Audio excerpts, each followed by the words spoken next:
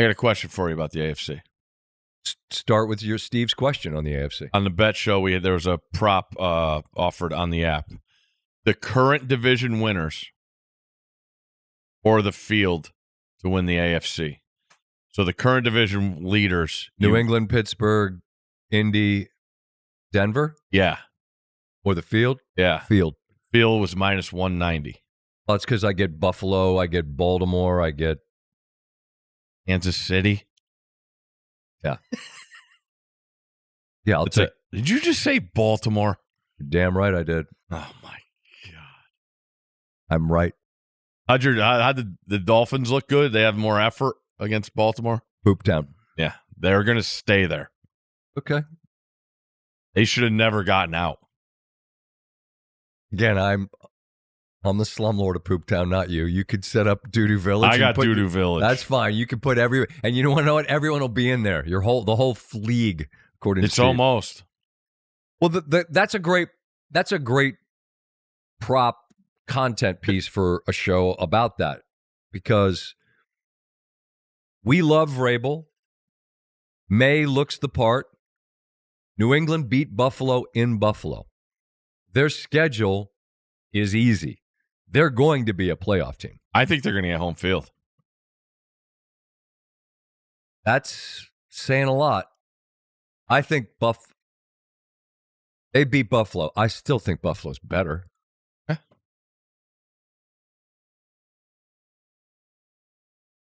Buffalo beats Kansas City again, regular season. I've talked about this ad nauseum.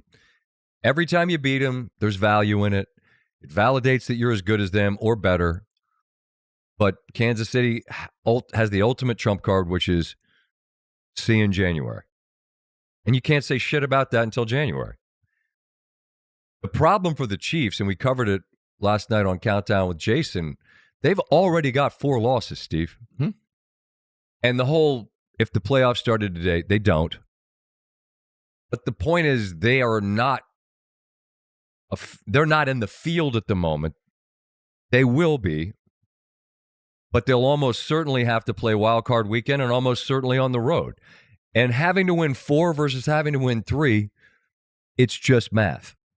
And they showed a couple of years ago going to Buffalo and Baltimore consecutive weeks and winning. They've certainly got that in the toolkit. Mm-hmm.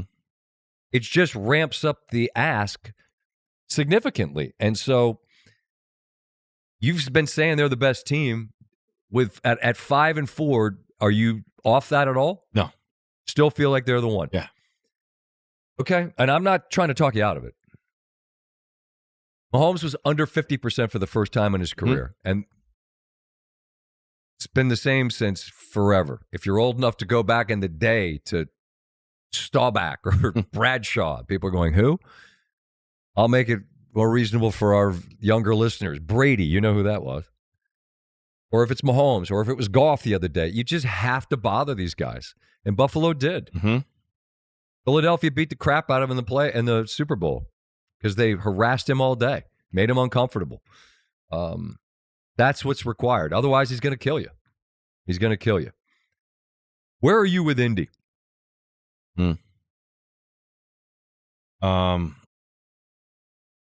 I can't make a case for him. Okay. When you're talking about those other teams. I don't think, right. I understand. I think they're real. They got a big one coming. They play Kansas. They go to Arrowhead. They go to Arrowhead. Well, Kansas City's next game after the bye this week is in Denver. I'm going to get to Denver in a minute. Indy going to Pittsburgh, a team, the Steelers defense, people are writing the obit for them. I mean, Damian Woody on with me Thursday nights. He's like, look, most of their defensive stars are on milk cartons. Like, where are they? They are missing 1, 2, 3, 4, 5, 6 turnovers. But to the Colts' credit, they're still swinging until the end. Pittsburgh couldn't put them away. That impressed me because generally you have 6 turnovers. Old Colts team, that's a 40-10 game you lose. They didn't. But can't make a case for them relative to some teams who we're much more familiar with because they've done it. That's a spot where you got to do it. Change the image. Go to Pittsburgh and win. Fair. So No argument. Pittsburgh still leads the division. A big win for them. The Chargers get a win by 7 over the Titans. They lose Alt. That is a disaster for them. They lost Slater to start the year. Now they lose Alt. You're talking about 2 all-pro level tackles that they've lost. And this is where the next man up just doesn't make sense. Look at Washington.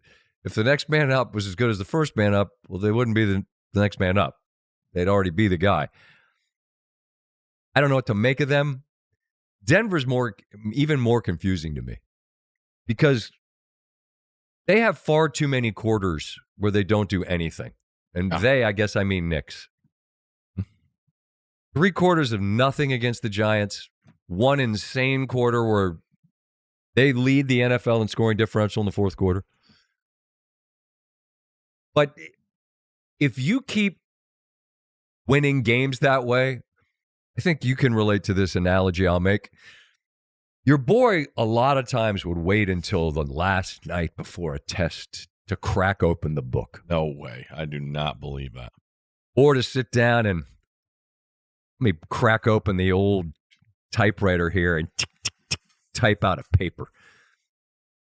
If you consistently wait until the night before the test to take a test, you will sooner than later have a test you do not have the answers for. And Denver just said it about Green Bay. I just feel like they dick around too much with teams. That they beat the Jets 13-11 and overseas somewhere, London, Luxembourg. Dublin. What? I don't think it was Luxembourg. No? Liechtenstein? I don't think it was there. I wasn't. They should get games. I wasn't expecting you to pull Luxembourg for the Denver-New York Jet game. The defense is great for sure. And Knicks has flashes, sure. And they're 7-2, so cool. But there's too many empty quarters and too many games where you have to rely on that fourth quarter differential. I just don't want to live in that space where that's the way you have to win games. That's my hang up with them. I got nothing. You had Luxembourg. Yeah. I watched the game. That between Stroud getting hurt, Mills coming in, Knicks, there was like 6 interceptions completely dropped in that game. Ugly. Not if you had Fairbairn as your kicker, fantasy. What's up?